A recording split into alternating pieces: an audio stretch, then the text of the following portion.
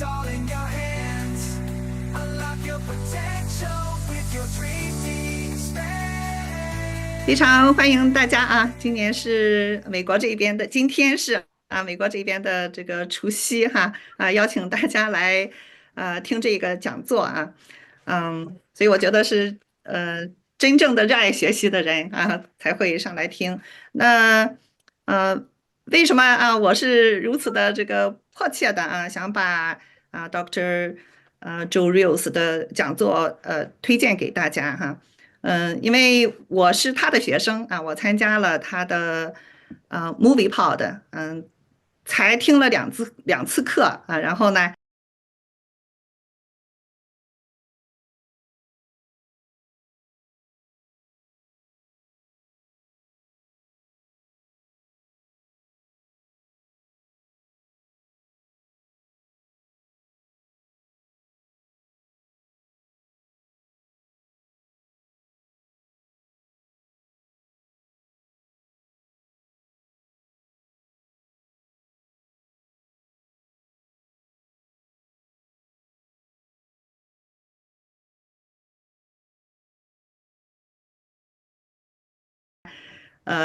让我觉得收获简直是太大了我先来介绍一下我是谁我以前在我们这个 MIT Coaching 上也做过讲座我叫 Maggie Li。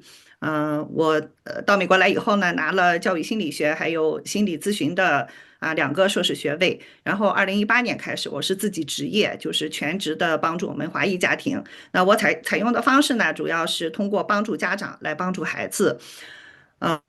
那这些年呢帮助了这个几百个家庭，然后就是经常的会有家长跟我讲，哎呀，我的孩子非常非常的内向不同的年龄段的，有从小学的到中学的、大学的，已经工作的这个家长都表示了非常这个相似的这种担忧，孩子很内向，孩子非常的害羞不知道表达自己，不知道怎么样主动去跟别人交朋友，然后呢也不知道怎么样去寻求帮助。所以呢，就是家长觉得孩子们很需要这方面的知识，但是呢，这方面的知识很多时候呢，学校又是不教的。所以当我参加了Dr. Rios 的 Movie Pod 他其实才向我们介绍了2个电影，一个呢叫做《The Pursuit of Happiness》，就是 Will Smith 演的那个《当幸福来敲门》非常非常著名的一个电影。他给我们这个深度分析了，就是interview 就是去面试的那一段然后我就觉得，虽然我在美国已经生活了25年但是通过他的这个分析和讲解，我觉得哎呀，我简直是知道的太少了对于美国的这个文化对于美国的美国人的这种交流方式，我觉得我还有很多很多需要学的还有另一个电影呢，Dr. Rios 给我们讲解的是《The Devil Wears Prada》穿普拉达的女王就是 Meryl Streep 演的那个电影。同样的是讲这个职场里面年轻人怎么样去进行面试，然后呢遇到非常非常难搞的这样的这个老板应该怎么办，所以让我一下子就觉得我们的孩子当然我们成年人是需要的，但是我们这个在这儿出生长大的这样的孩子，就是非常非常需要这方面的知识所以我跟这个Dr. Rios 一讲我的想法我说哎呀，我们这些 ABC 在美国出生的这些华裔孩子们太需要你讲的这些东西了。然后呢，他也很兴奋地说，哎呀，我也在酝酿这样的一个课程也酝酿了一段时间了。所以也是我说非常感谢宇宙那有这个机会把 Dr. Rios 介绍给大家。那你看了 Dr. Rios 的我们在这个发通知的时候也都讲了他的背景是经验是非常非常的丰富斯坦福大学的教育学博士，前谷歌内容开发主管高管，还有青年人的沟通教练他的2个孩子也都非常的成功他自己精通5种语言跨文化的交流经验也非常的丰富。有 Dr. Rios 这么丰富的经验呢，然后呢，他在中国也生活过，所以对中国啊，还有美国的文化啊，它的相似之处，尤其是不同之处啊，他是这个了然于胸。我就感觉啊，不论我提出什么样的问题，或者是不论我讲什么，他都能非常非常的理解，然后呢，都能给我非常非常有建设性的这样的反馈。所以今天虽然是除夕夜，但是呢，大家来听这个 Dr. Rios 的这个讲座啊，肯定是我觉得也可以算是一道大餐。OK, all right, Dr. Rios, now the floor is yours. Go ahead. Well, thank you very much, Maggie. It's great to be here. And thank you to Mark and Kathy and all the mighty team to set this up. This is a very exciting moment because Maggie and I, for those of you who maybe don't know, we had a little conversation about the needs, some of that, I think you were just talking about the needs of our children, and especially those children, as you mentioned, ABC, who are trying to improve their communication for lots of reasons. One of the things that I've noticed in my work, and I did a lot of work with the Columbia Business School, working with high school students on an entrepreneurship boot camp program, was that they were shy, that this shyness didn't allow them to come out and say the things that were really on their mind or the things that they wanted to say to build bridges and make friends, that they were reserved. But more importantly, they didn't know how to break through that. It depended on the school, it depended on the city, but in general, I saw this in these overseas schools where a lot of the kids were in international schools, and the kids were ABCs. They had this issue. Here in America, talking to Maggie, I started to hear more stories about this, and especially recently, and then from some of you parents.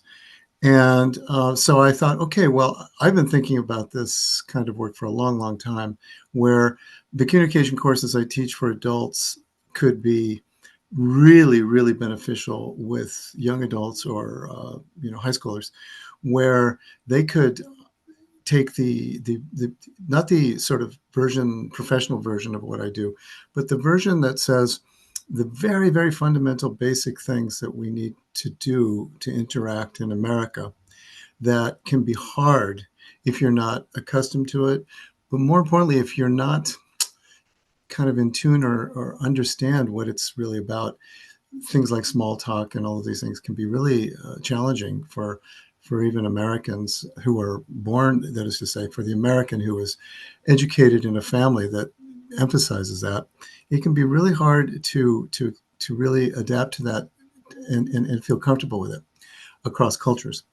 So I came up with this idea to create a course, and so we'll get to that later. But for now, what I'd like to do is share with you some of my thoughts on communication and how we need to be careful with it, unpack it, study it, put it back together, and do it better than we ever did before. And there's a lot of magic to it. So let me jump in now. And Maggie, if you don't mind, you can be my assistant here a little bit. And I'm going to ask you questions. Is that okay, Maggie? Sure. Okay, Maggie. Let me ask you a question, Maggie. And you know very well that I like to say this quite often is communication is not a soft skill. It's actually very hard to learn, hard to master. And what happens is that it's something that you don't really, take a course in. And so, Maggie, let me ask you this question. How did you learn to communicate, or how do you think other people around you learn to communicate? I think the first place we learn how to communicate is in our family, from our parents. And Okay. and maybe some people who really realize the importance of communication, they take a course, maybe in college. Okay. But how about as a kid? Where are we learning? So we're learning from our parents. Where else do young people learn to communicate besides, before Peers. college? Peers, right? They learn from Yeah. peers. Yeah, right, Mhm. right. And probably like movies and TV. I know a lot of young people in China or even all over the world, they learn how to like speak and how to understand English from the Friends, the show. Great. Yeah. Friends, the TV show. Yeah, we all love that. Yeah. And that is such a great example of American speech and interaction. So Maggie's pointing to a very important point here, that we learn from the outside, that we don't take a class in it. Maybe in college we do. Some high schools have that now more than ever. And it's springing up in China, in fact, in the international schools. But in the main, in general, we don't have a process for studying communication. So what is communication really? People sometimes confuse communication with using English, and that's not communication. English is a tool for communicating. So what is communication? Communication has really two main channels. One is information sharing, and that's a lot of what work is about. It's a lot of what our day is about. What happened? What did you do? What do I need to do? Tell me. The other one is this other thing is where you're sharing your thoughts, your feelings, your emotions, and you're entering into deep exchanges that are hard to follow, to communicate exactly what you're trying to say. I'm talking to. When we have two people talking, it's like two worlds interacting. It's not just two individuals, because those people have also learned to communicate or to express their ideas through, as Maggie mentioned, different people, different sources, school teachers, all kinds of things influenced how we share our ideas. So we use language to share our thought and our feeling, to get things that we need. So that's the process. Communication is about sharing, translating thought into word. And thought is often based on feeling in a very fundamental sense, and intake of all of our senses. We take in data, and we work through these thoughts and so on. But included in that mix is emotion, and then what we express often just doesn't exactly come out exactly the way we want to. Sometimes we don't even know what we're trying to say. So imagine you got two people doing that, like in the picture here. What are they really talking about? And so sometimes we miscommunicate on the edges. We don't really, we're not very accurate. So my work is really focused on really focusing on listening and hearing what someone is saying, reading the signals of their body language and so on, so that you really comprehend what emotional state they might be in. All of these things add up to really good understanding of who you're talking to or what they're saying. And then conversely, when you do speak, that you speak articulately, that you are careful thinking through what you say as you express it with someone.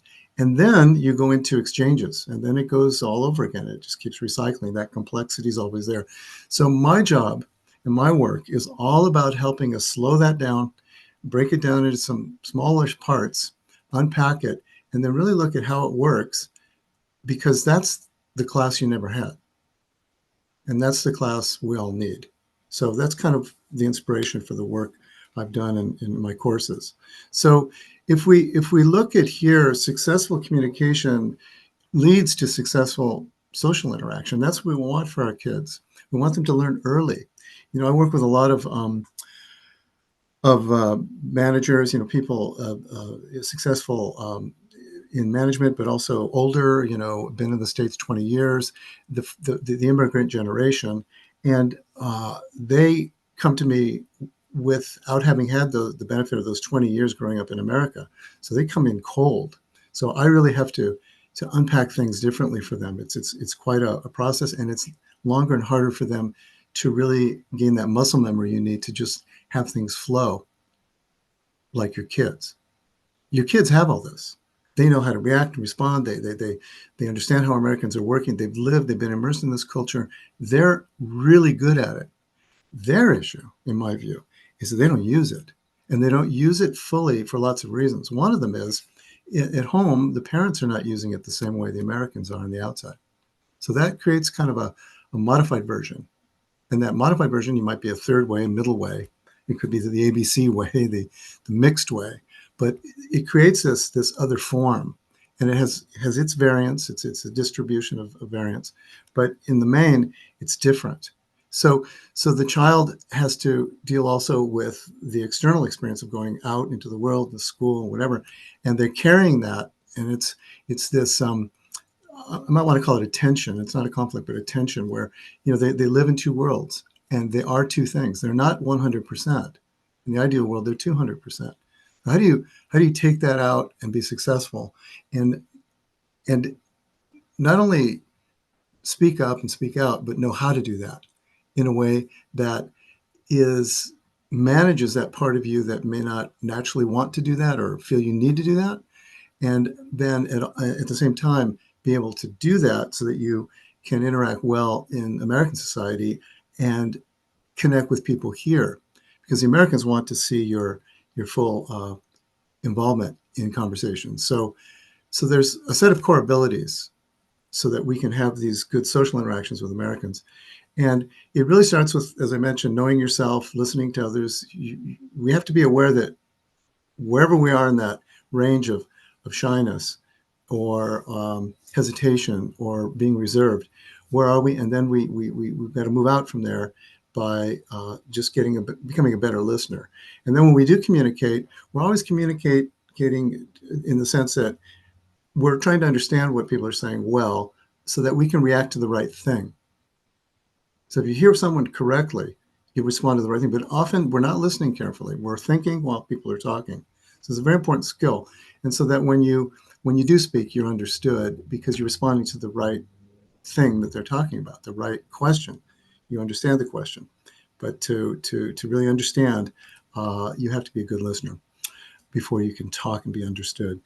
Building relationships, we go through things like small talk and all day long in America. And Americans, it's a very much overlooked part of American culture that I think is a cornerstone of who we are, which is our ability to interact with anybody, anytime, anywhere.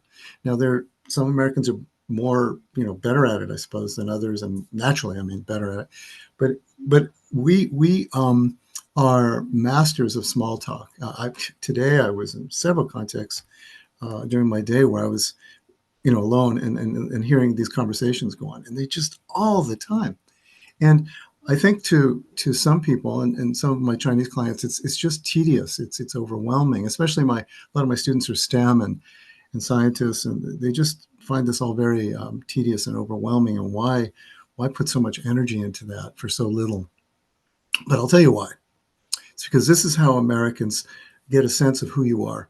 They're not trying to really get to know you. They're trying to get to know your flexibility. They want to know your willingness to exchange without having to go deep. In fact, it's in the very likeness that we find importance. Oh, I can talk to this guy real easily. Oh, that guy's nice. Oh, that guy's friendly. Those are the conclusions that come out of that banter. So the point is not the small talk. The point is what you get from the small talk. What you get from the small talk is rapport, connection. And that's the first step in relationships in America, and the first step to networking when you're getting older. We often see this with college students, or in my work with college students, is that they work really hard, they get good grades, but they don't get to the top level. And they find out that other students but they're very high up, very high grades, but they find that other students who don't work as hard have met with the professor, knocked on the door, gone in, and built a relationship with them throughout the semester. And then when it came time for final grades and the grades were on the edge, this student got the extra vote from the professor. Because why? Because that's what humans do, especially in this culture. In Asia, I've seen this in Japan, Korea, China. You get really good grades, you pass that exam, you're in. It's done. It's recognized, and your number is there, and you're ranked, and you're done. But in America, you have to. What people are doing is they're bringing their personality, their individuality, and they bring that alongside their expertise, and it's the total package that gets them the advancements they want. Because if you can't, you can be as smart and as accomplished as you want, but if you can't make others feel comfortable, if you can't connect with other people, then it kind of diminishes your let's put it this way, it puts you in a certain category, whereas you can have less of an expertise and not be the best in your field. But if you have that good sense of rapport, you can get an extra edge. So on one hand, it might bring you down. On the other hand, it would definitely bring you up. And this is why EQ is so fondly studied in America, because Americans thrive on EQ. They thrive on this ability to control themselves, to manage their emotions, and then be able to connect and share with other people. So at the end of the day, what we have to be able to do is always add value and contribute. And that's what we're called upon. That's why we're hired. That's what we do with our friends. It's what are we adding? So you can't just be what we call a bump on a log and just sit there and not say anything. It's seen as part of your interaction with others, that you are forthcoming and you bring things out. And again, I don't want to stereotype Americans. There are all types of Americans. There are very shy Americans, and very outgoing ones.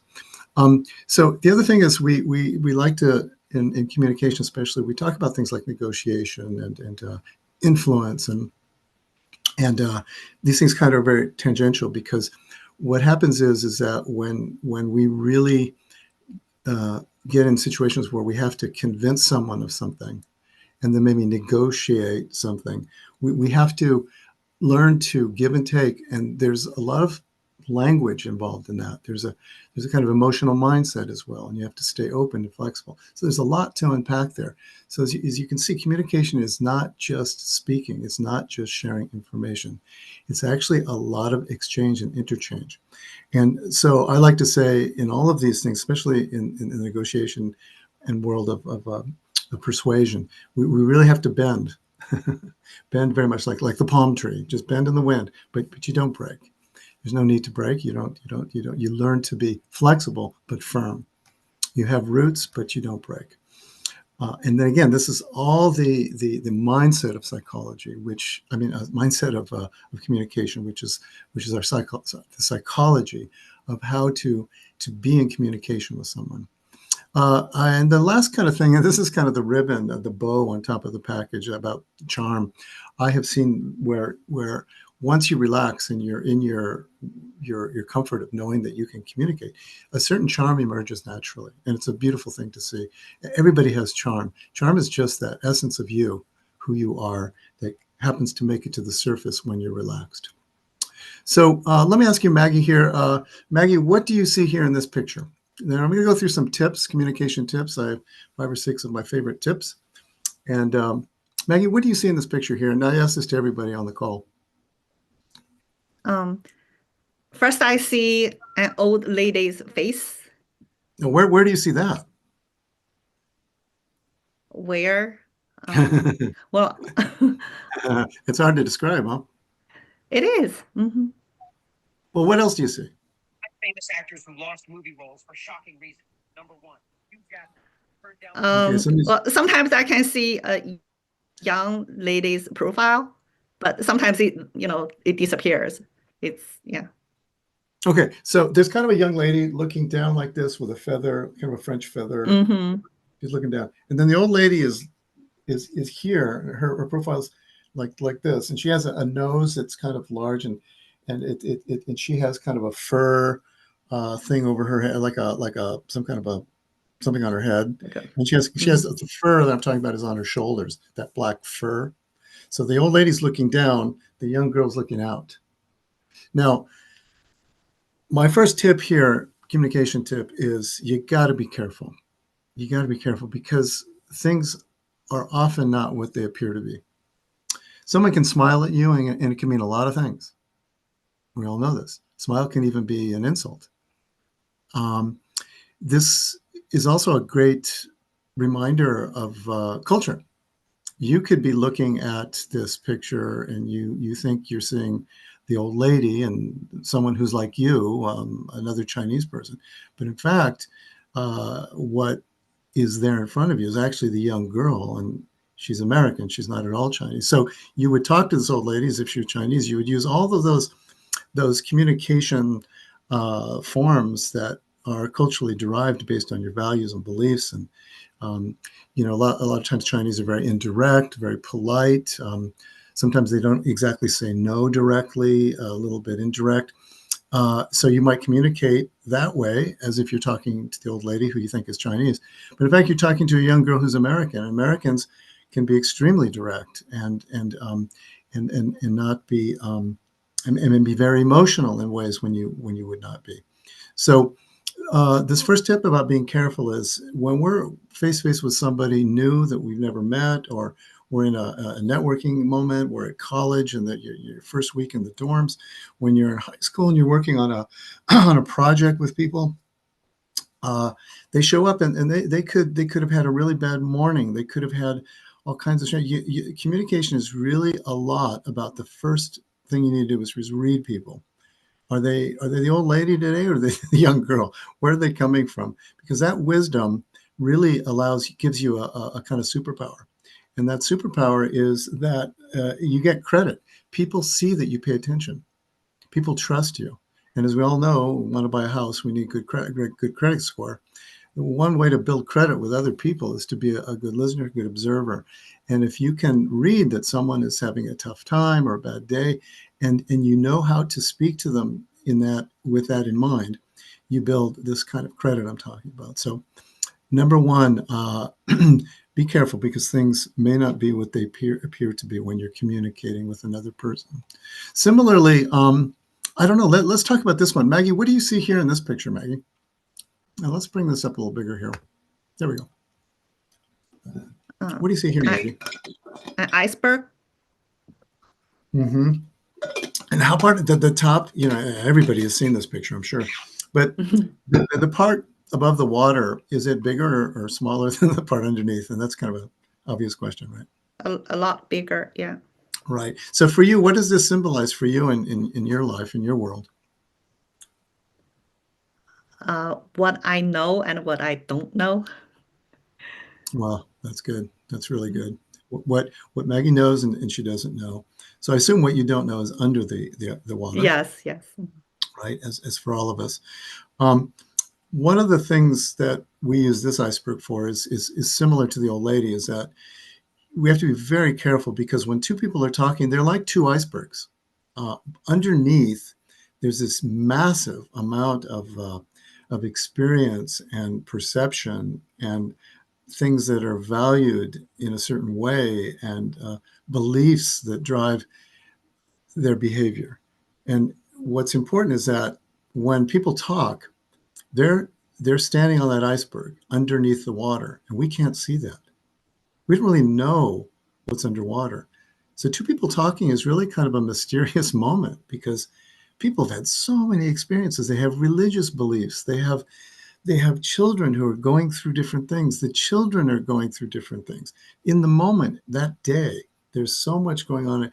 So when we talk to someone, we have to be super patient, and it's hard to do. It's hard to do, because as parents, we want respect. So that's one of our values under the iceberg. So when our child speaks up and says they don't want to do something, well, we kick in emotionally and get defiant. And similarly, the child under their iceberg, they value, especially if they're born in America as an ABC, they value that American freedom. They want to be able to speak up. So now we have icebergs clashing. But then again, nobody's wrong here. The values that mom and dad have coming from China are solid and firm, and they've been built up. That ice has been built up for a long time. And the child as well. They grew up here. And so very often people will confront and get emotional. And what it is that the icebergs are fighting. And that is a situation we don't want. And that's why I really like the work I do, because I've seen this over and over. And I think Maggie would attest to this in her work, that once you start to see that we're all limited by the world we've experienced, where we grew up, our families, our cultures, generations, we're limited. So we can only see so much, which is the surface. That's why it's very important that we try to show up as authentically as possible, because you don't want to confuse someone. If you're showing up as too proud when you're not, or, you don't want to, or if you're too aggressive and you don't mean to be, all these things we can work on, but it starts with self-awareness. And I know Maggie's talked a lot about that. She does in her work, I'm sure, but it's about starting there, that you have to be aware of how you show up, and then pay attention to that other person. Try and figure out a little bit about, that iceberg, where they come. And there are a lot of ways to do that. And we go over that in communication very carefully, how to read the cues of everything from body language to the words people use. So the other thing that's really important is to be clear. Maggie, can you read this sentence 4 different ways? Yeah. She took his wallet. She took his wallet. She took his wallet. And she took his wallet. Okay. So Maggie, what does that first one mean when you say she took his wallet? What does that mean? So it was she, not anybody else, who took his wallet. Yeah. Okay, got it. And she took his wallet. What's that supposed to mean? So she took his wallet rather than she hid his wallet, or she, I don't know, threw away his wallet. Nice, good. That she did that particular action. Great. She took his wallet. She didn't take her wallet, or she didn't take anybody else's wallet. Good. She took his wallet. She took his wallet. She didn't take his water bottle or anything else. Right. Or yeah, she took his wallet, but she left the money. Right? Yeah. Okay. So yeah. So the reason I kind of say be clear is that American English is not just about reading the words and knowing what the words mean. It's about understanding how meaning is created. Every language has its way of doing things with sound that can some meaning, but American English especially, is really driven by its sound, its volume, its stress and intonation. So when my voice raises on a particular word, that is where I want the listener to focus. So if I say to you, she took his wallet, it's almost like you don't need to understand she took his. You don't even need to know what that was. You're going to just hear the word wallet. And right away, with that energy, that feeling, that emotion that's driving the first 3 words, she took us, you know that something's wrong here. And that's all you need. And I think this is what happens a lot of times when we're learning English. And some of you may say, oh, my English, sometimes my this and that isn't it really, it's not that that doesn't matter, but what matters more to me, it matters, but what matters more to me is that you're able to get this stress and intonation flow of English more than anything. Because, we're all working, we don't have time, we can't be focusing on every detail of everything we say. But if we get in that sense of understanding the essential element of stress in English, you can hear you can hear an American, they'll say like 3 or 4 sentences, but there'll be only a couple words that are going up in volume. That's why in this film class that Maggie's taking is really fun, because and she can attest to that, I'm sure. But we really look at how that is how on film you can really pause and hear it and see how the body and all that stuff works together. It's really important, because that's where the power, the meaning is. And if you just know that, you get at least 20-30% more. So what we try to do is, when we produce language, is to be clear, know what you're emphasizing. And if you are worried about your pronunciation or your speaking patterns, whatever, just try and figure, you're giving a speech or something, just make sure that you're stressing the right words in the right way. That's a big plus. Helps a lot. Another tip is be brave. And being brave is the impetus. It's the ignition. It's like when you start your car. being brave is like just getting that start that you need to, that injection of fuel to get you going so that you can speak up confidently. You can push back politely. Very important here. You're pushing, but very politely. You're standing up and for yourself and maybe defending your point of view and arguing something, but calmly. And you stand out intelligently. So when you do speak, you speak intelligently, articulately. And we learn that being assertive is not being aggressive, nor is it being passive or passive aggressive. Being assertive requires a certain technology, a speaking technology, which is there is a way to say things assertively so that you can be in your power and be direct and clear, but also polite. And this is where a lot of my Chinese clients struggle, adults and ABCs, is that they are worried about hurting someone's feelings if they say things directly. They're worried about the repercussions on them, especially kids with their parents see this a lot. They're worried about the pushback in whatever way that you might get when you say directly something. And to get good at being assertive or speaking assertively, it takes a lot of practice, a lot of hard work, because like I said, you have to be brave to take the risk to do it. And that alone, can take a long time. There's somebody you should have a conversation with, which is difficult, and you avoid it. Why is that?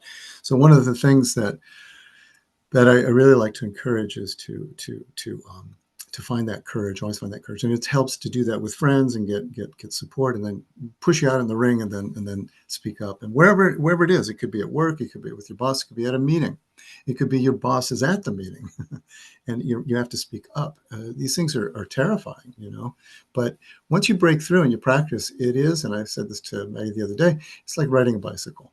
You spend all this time falling, but then once you're up, you can't even remember how hard it was. You just, oh, I got this. That breakthrough comes with this kind of communication, especially assertiveness. It's a great liberating feeling. The next point is tip is to be engaging, and Americans really seek out engaging people. They relate to them well, and they like hamburgers. Okay, hamburgers are everywhere in this country, and I don't know, you may or may not like them. In today's Chinese New Year, there's much better food out there than a burger. I think very interesting that this burger is so big, but I like to use this as an analogy, a comparison for our communication style. We Americans tend to open a conversation with kind of a thick bun. We'll talk about something indirectly, and if we have something that maybe is some heavier news that we want to share with you, we kind of work our way through that softer portion, and then we get out through kind of a quick exit with a thinner piece of bread. So I might say to Maggie, "Hey Maggie, Maggie and I work together, and so let's just try this out, Maggie. Hey Maggie, so say Maggie, so how are you doing? I haven't seen you." No, Maggie, how are the kids? How's your family? They're doing well. Thank you. Good. Great. I'm glad to hear that. Hey, listen, there's something I wanted to tell you. I meant to tell you the other day that that meeting we had on Friday. Mhm. Okay. Yeah. Well, I noticed that you left a little early, and for me, that's not that big a problem. Although it is, because some people asked me about this. You're leaving early, and this isn't the first time you've done it. And I just wanted to get into that a little bit with you and know, how you, could you tell me a little bit about what's going on, why you do that? Is it something about the meetings, or do you have other commitments? So would you mind telling me a little bit more about that? You don't have yeah. to. Oh, But if you want, yeah. But I want to that's the hear beef. you.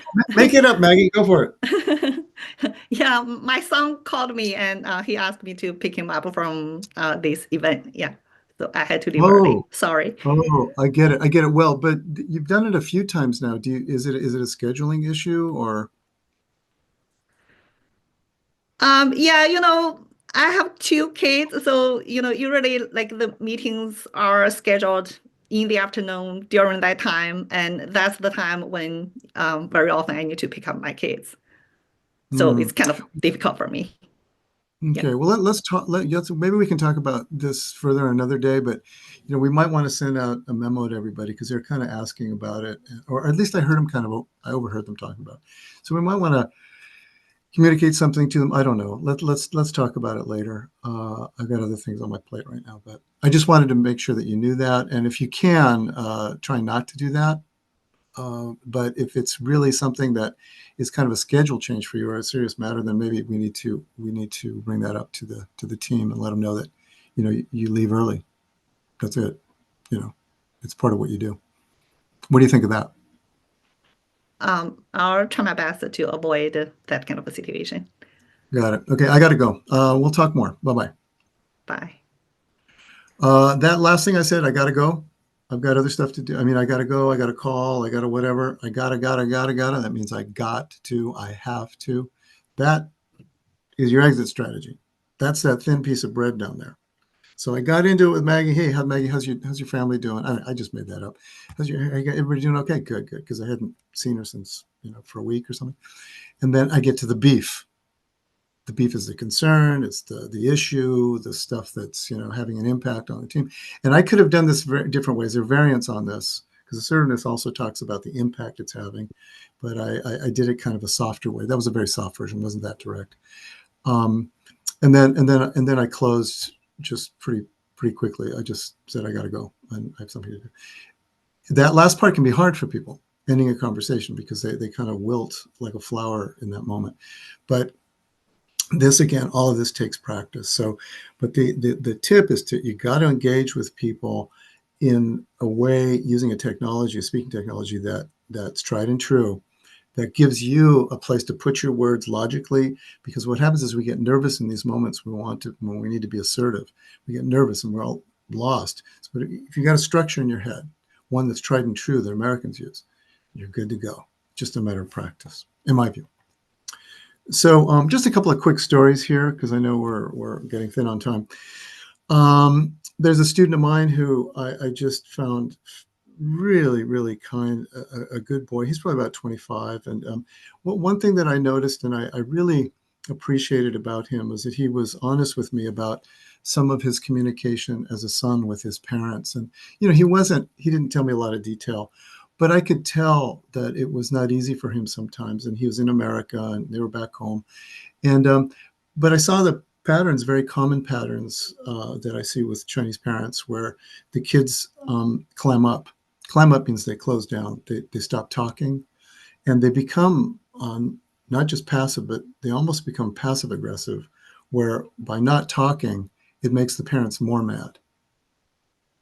And this becomes a kind of cat and mouse game. And why is this? Because the child feels that they don't have a voice. Their voice is being quieted by the parents.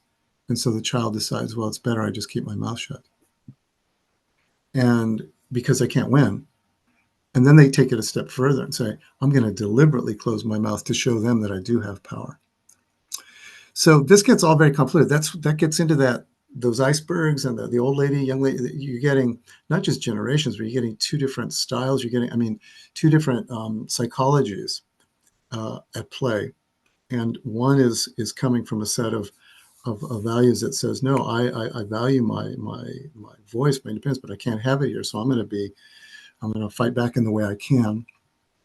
And then the parents, of course, that kicks in very often for parents, because parents who grew up in China, and this is true of many immigrant parents and Americans, but they're top down. It's like, this is not a flat organization, guys. This is like, I'm the parent and you're the kid. And not only that, it's disrespectful if you start piping up. And not only that, it's breaking our core values if you go off and go off on your own and do whatever you want with disregard for your family. So this boy, Devin, he really made this incredible, beautiful effort over the 9 months we worked together last year to just try. And I had to really tell him, we had coaching time separately, and it was so much fun because I had to tell him, Devin, you got to look at the camera. You can't look down. You got to smile and speak to people. You got to engage them. All the things that he was doing, partly because of his shyness, partly because of that passiveness, partly because he just didn't know how to do otherwise. He'd been doing this for so long. By the end of the 9 months, I am very proud to say that he finally made a decision. He was resisting getting a PhD. I wasn't sure. His parents had opinions about this, and there was a lot of conversation around it, but he finally did it. He got in. He's incredibly bright. This is like so many of the parents and the kids, super sharp and a little bit reserved and sealed off. And so a lot of the work we did was for particular to him, to get him to open and be more physically present, and then say much more clearly what he really wanted to say in a bigger voice too, because he went very quiet and he was very small, and he got bigger. And so I heard these great stories from him about, going on. He started this some kind of a club, and then he organized his friends, and he was back in China doing the same thing, and with his friends. And yeah, I texted him. He was in China, and he was very cute. He said, yeah, I'm back here, but I'm not sure I want to see my friends. And, I said, why not? And he goes, well, he went back into that shy shell. And then we were talking, he goes, well, you know what? I think I'm going to call them all, and I'm going to get them all together. And he did it. So he found his inner leader. And this is the shyest guy on the planet. So you got to really applaud him. He's great. That kind of effort, I really admire. Then there's James, who was with the Columbia Business School, the boot camp. He's probably about 17 years old. And this guy he's just a natural businessman. I mean, he's a natural entrepreneur. He understands everything from ideation to the user, some pain point concepts, everything in marketing. He's just really good at thinking through a project like this from beginning to end. Came up with a great product, great pitch at the end. And, but he had a team that was really not doing any work. And his problem was that the more he did, the less they did. And he was okay with it at some level, but he was not. So we had to work on him learning to be more assertive and speak up and go to them. So we worked out a role play, and we did it. And then he went to him and he said, look, you guys, I don't mind doing all this work, but you guys got to pitch in more. And then we used a little bit different wording and technology with him. We would say, he would say things like, because the impact it's having on me is that I feel like, I'm staying up later than I usually do to do things that I think you guys should be doing. And I don't think that's fair. And that makes me feel, is the second part of that language. So one is the impact on me. It's keeping me up extra late, and I don't think that's fair. But then you can talk about the feeling, and it makes me feel like really small. Feels like, being used. And that's a whole nother style. But when you get onto that zone, that's a power punch.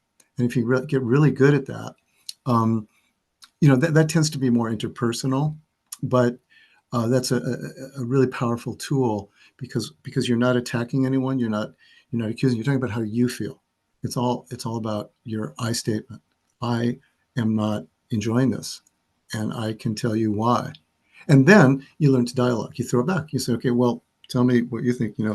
Maybe I got this wrong, but I'm just trying to share with you what I feel. And if I don't tell you, it's just going to be worse. That's very mature communication. And kids need to learn that early. So anyway, end of story with James. So we had evaluations, at the end of the course, and he wrote this great evaluation about the course and all the entrepreneurship stuff he learned. But then he said, but the most important thing I learned was to be brave. And that was kind of inspired a course that I teach, because what he was saying was that, when I learned to be brave and talk to these guys, I broke through the wall. And now this guy, he's at UC Davis, and he's successful. He's an econ major, I think. And he's just super happy. And he leads now again, right? The inner leader comes up, because once you're vocal, that is you have your voice, you see things, you want to comment, you want to add things, you want to collaborate, but not be withdrawn and shy, because that you learn that gives no results. There's another student of mine at Google, Xiao Li, probably about 24, 21, when she first started Google, level 3. She came in, and I remember the working with Xiao Li in the beginning. I'd ask Xiao Li a question. I'd say, Xiao Li, so what do you think? And this is what Xiao Li would do. I'd say, Xiao Li, what do you think? And then Xiao Li would look at me and go like this.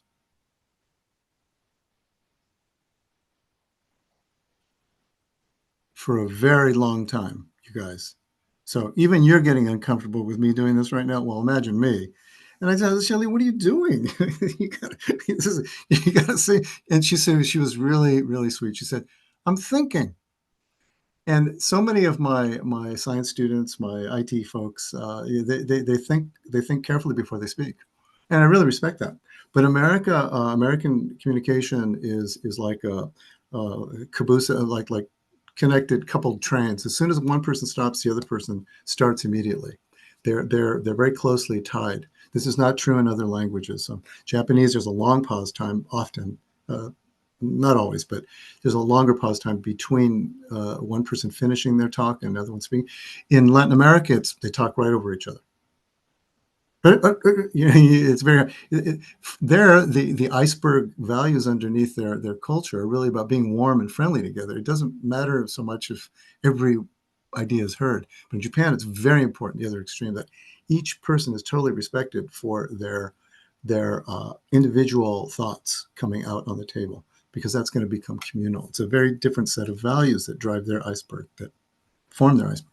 So what Xiaoli, she actually 7 years she couldn't get promoted, 8 years, 0 promotions. And those are back in the days, 2015, 16, when the Googlers coming in from China were getting promoted, and they're being encouraged to do it because there was a lot of space at Google for that. They had these gaps in management, and they're trying to push them up in there, but they couldn't get to that management level for other reasons.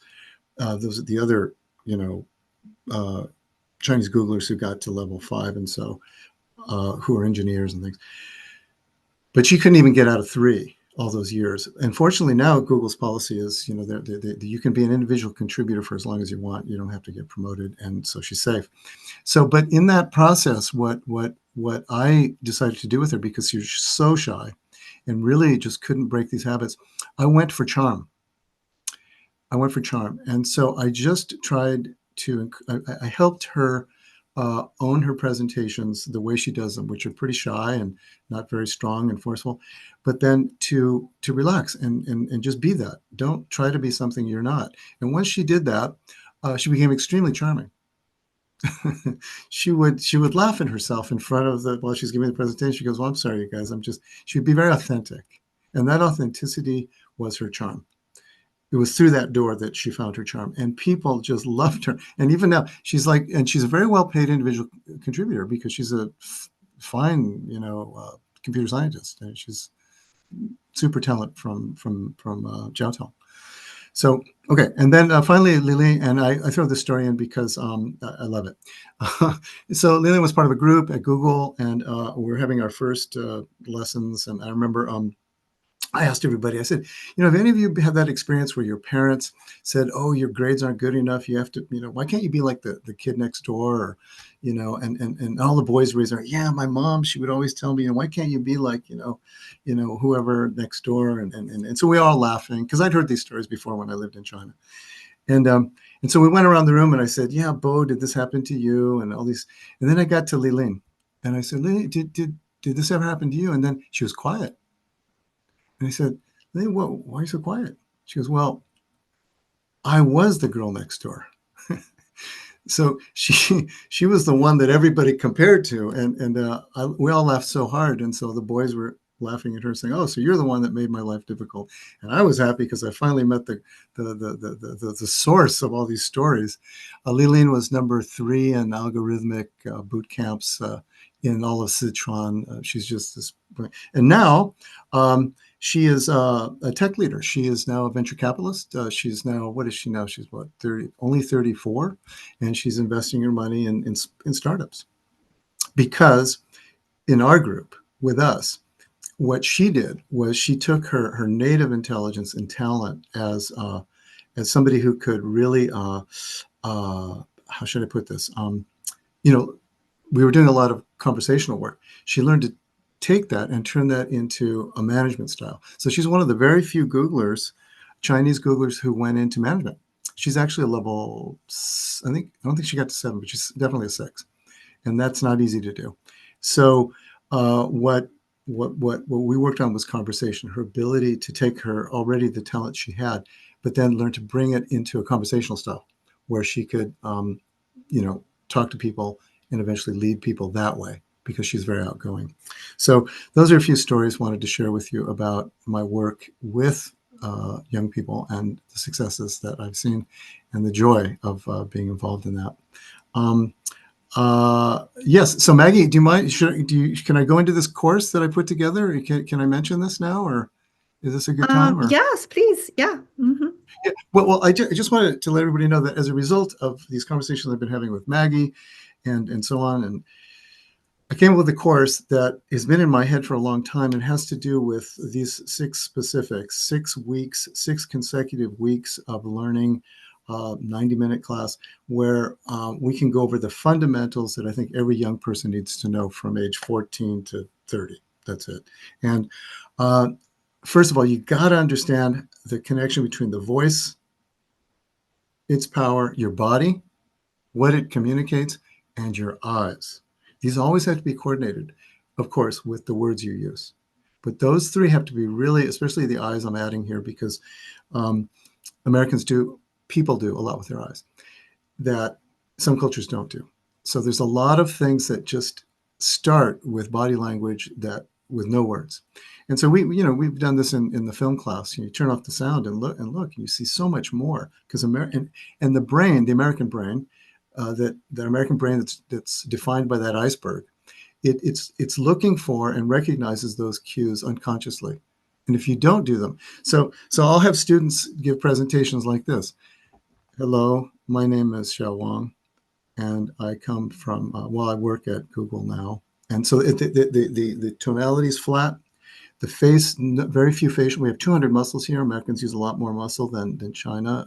Chinese, there's a study on that I mentioned to Maggie. And there's a lot of activity going on in the face that's very subtle, eyebrows even, smiles, and certainly the eyes are making contact. So you really want to play with it. And there's so much fun we have with this first segment of this first aspect of communication. The second one is, as I said, listening. You've got to listen, not just with your ears, but with your eyes, watch people, and with your heart, feel people, because people are in moods all the time, up and down.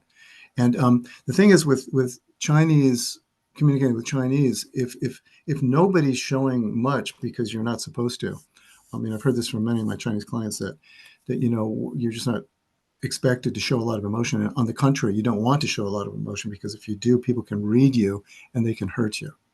And that's not just China. That's all over the world. That's quite normal behavior. But Americans have abandoned that to some degree. Americans have a private center, but it's much looser. And we thrive, as I said, in the small talk zone and the thick hamburger bun. We're always in that zone in a light way, so that we can soften our interactions and just kind of be together very simply.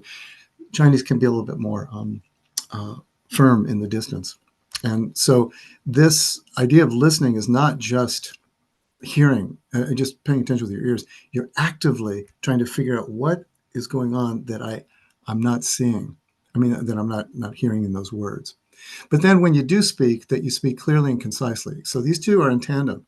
You want to speak, you want to listen correctly, accurately, to understand what they're really trying to ask you, so that you can answer clearly and be articulate. So this is a good way to help with everyone learning conversational give and take. And it really is back and forth, like throwing a ball. And that's actually an activity we do. So whereas you've aligned your body and you show up confidently, then when you're talking, you're never just either not talking or talking too much. You're throwing the ball back and forth. It's more of an interactive equality, where you're really there for them and they're there for you. And then another segment is just, I like to go deep into small talk. It's an art. And small talk is about something we call mirroring. So you really got to learn to figure out, who this person is, where they're at, not who they are, but more like where they're at in the moment. Some people are bigger, smaller, and you want to connect with them at their place, so that you can then open the door to conversation. And that opens the door to getting to know them and potential relationship and so on. Another very important thing is this speaking up, to be assertive. You got to voice your opinions. You got to manage conflict all the time. There's small and large conflict all the time in life. and then build relationships with people. But you only do that by being assertive in the sense that you got to get out there in that sense of assertiveness and take the risk and have the courage to do that. And then, but to know the words to use and how to talk to people. And then the other thing is spontaneity is very important, because this way you show up as friendly when you're spontaneous. So the thing that we all do is we're on script all the time. We culturally, there are things that we follow by script, and there's ways of talking, there's polite ways, there's formal ways, depending if you're managing up or laterally. So we know all the rules.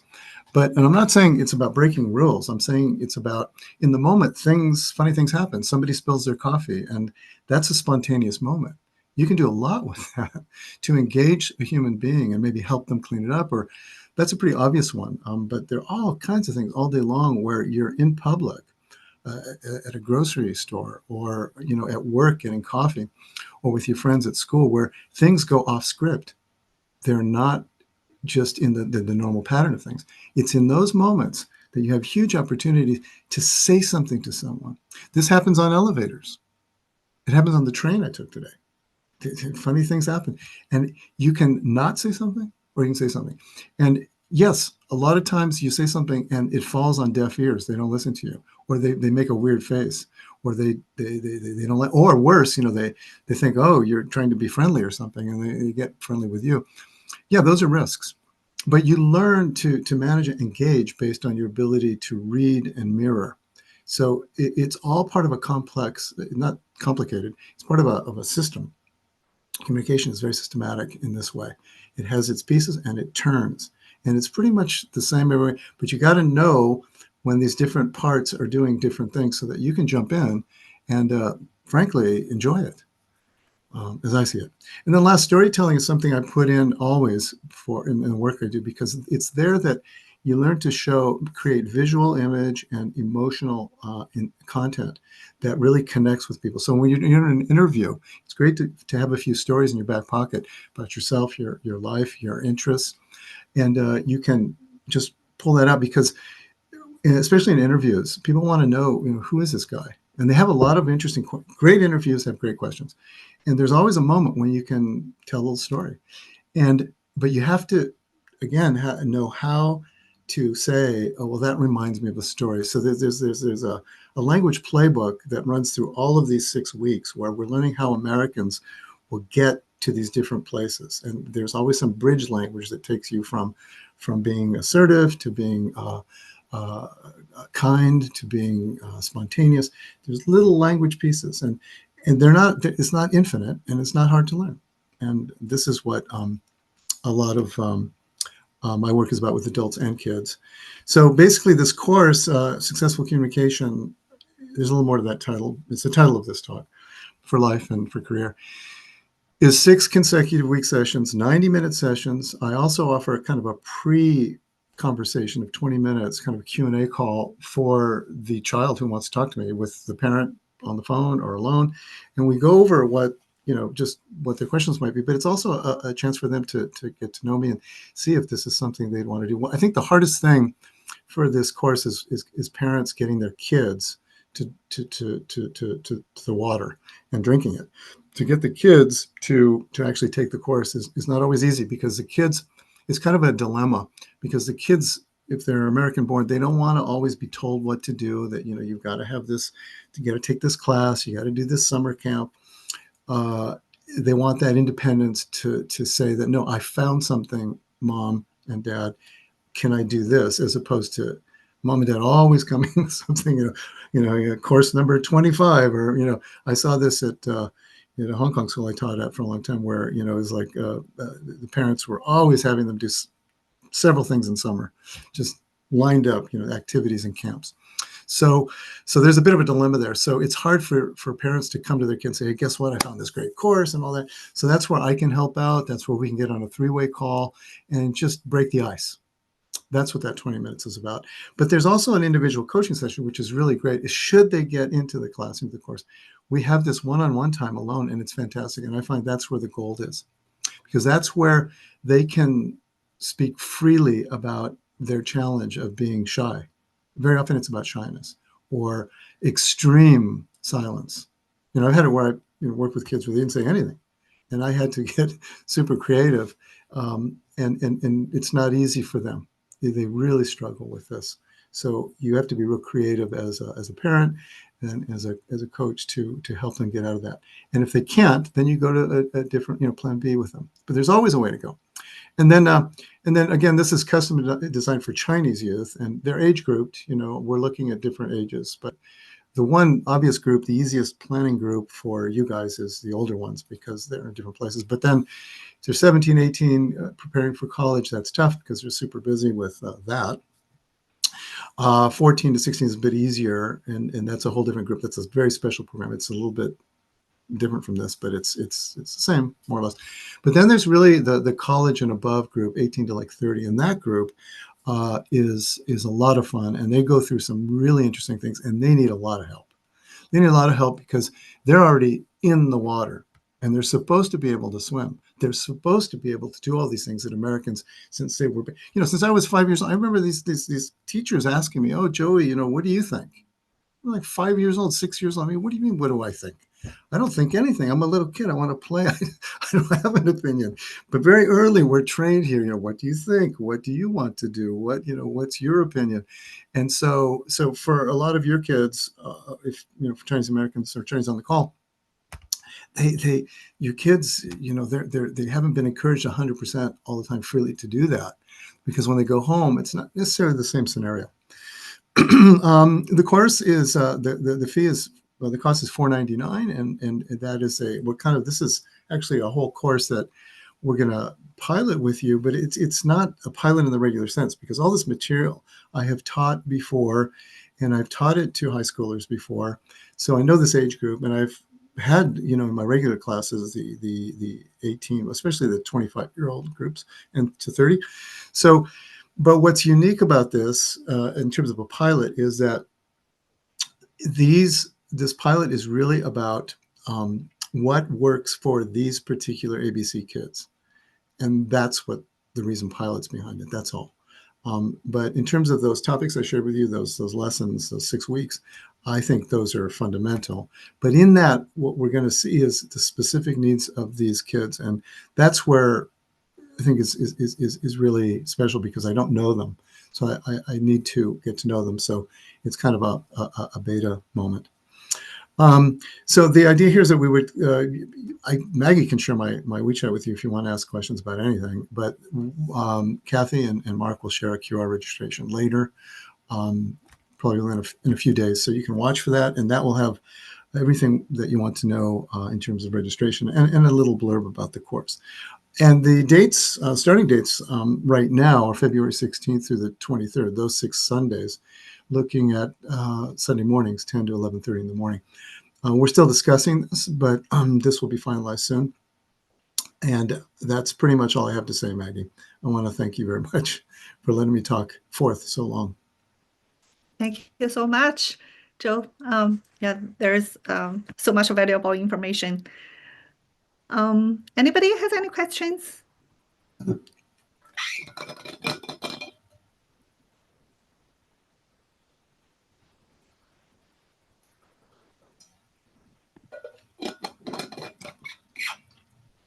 Oh, okay. I will share your WeChat. Yeah, please. Yeah, that's the best thing to do.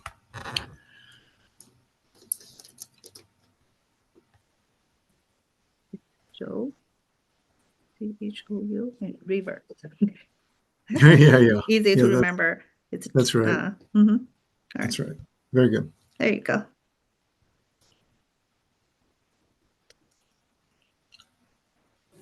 Yeah, if you have any questions, you can.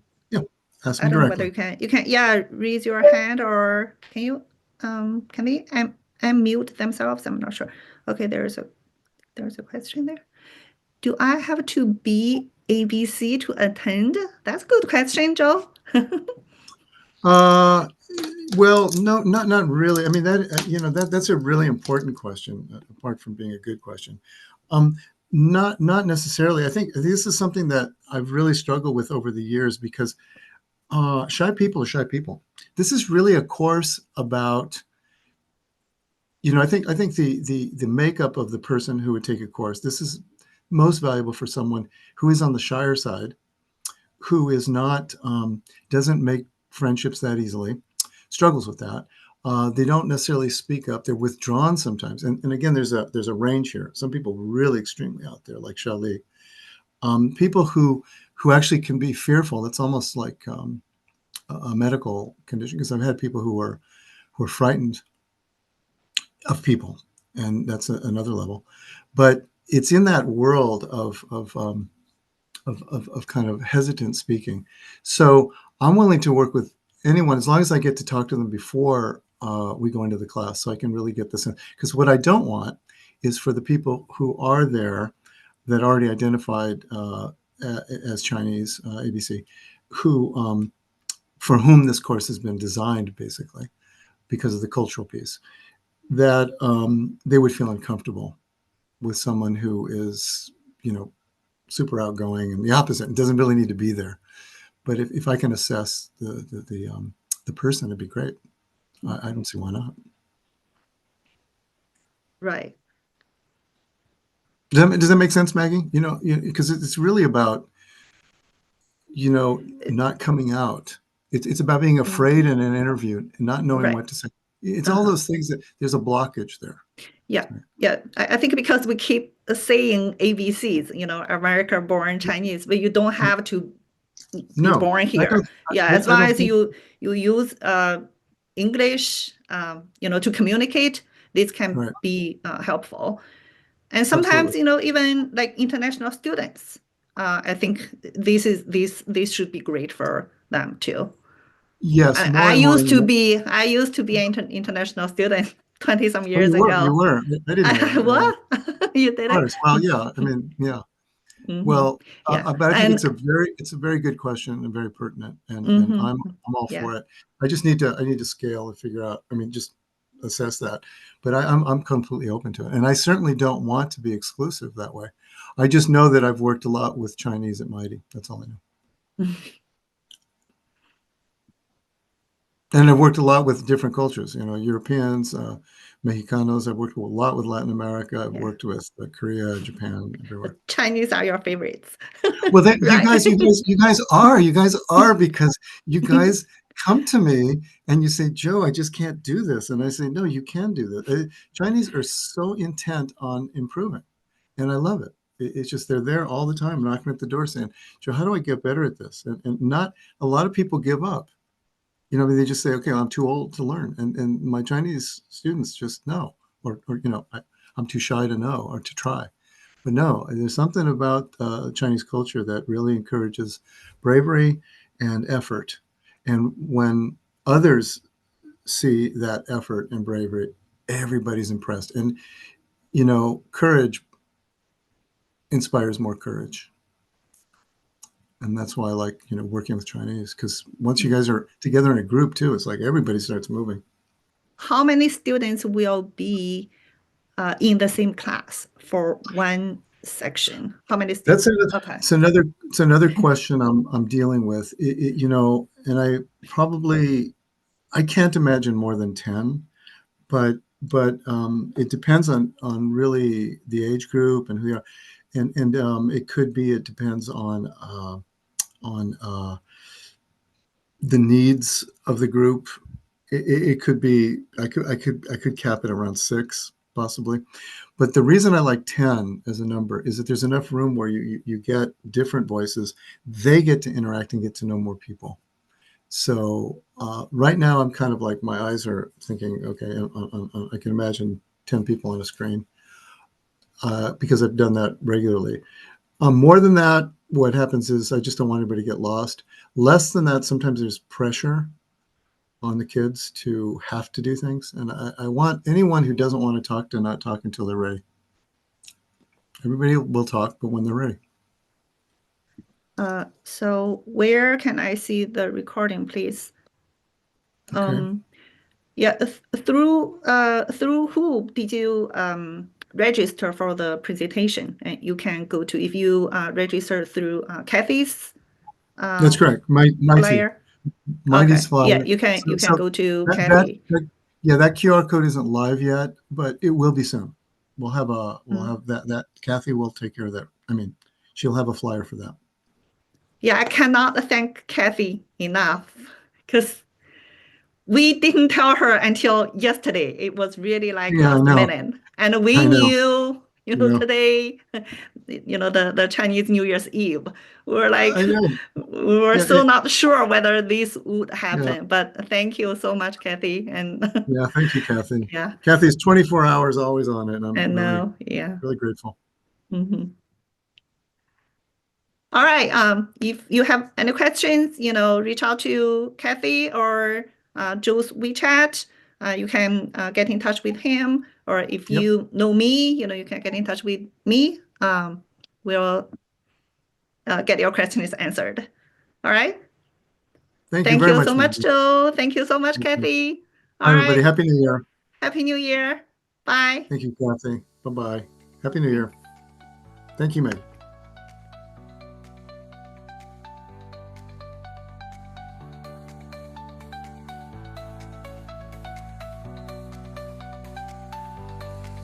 In a world so connected, it's hard to stand out. But I've got a secret that I'm about to shout. Building bridges and making friends, that's how the journey of success begins. Surround yourself with diverse minds, experts in their field, so wise.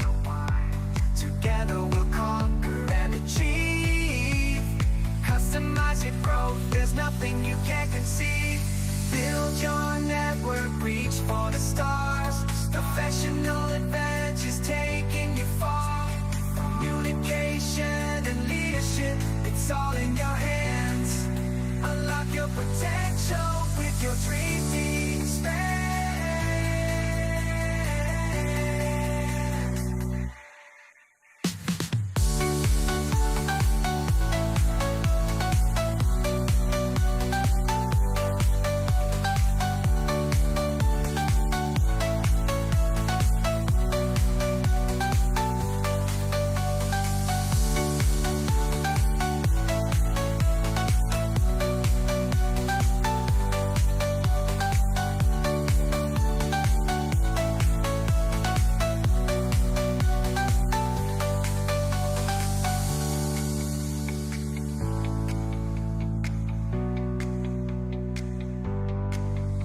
Surround yourself with diverse minds, experts in their field, so wise. Together we'll conquer and achieve.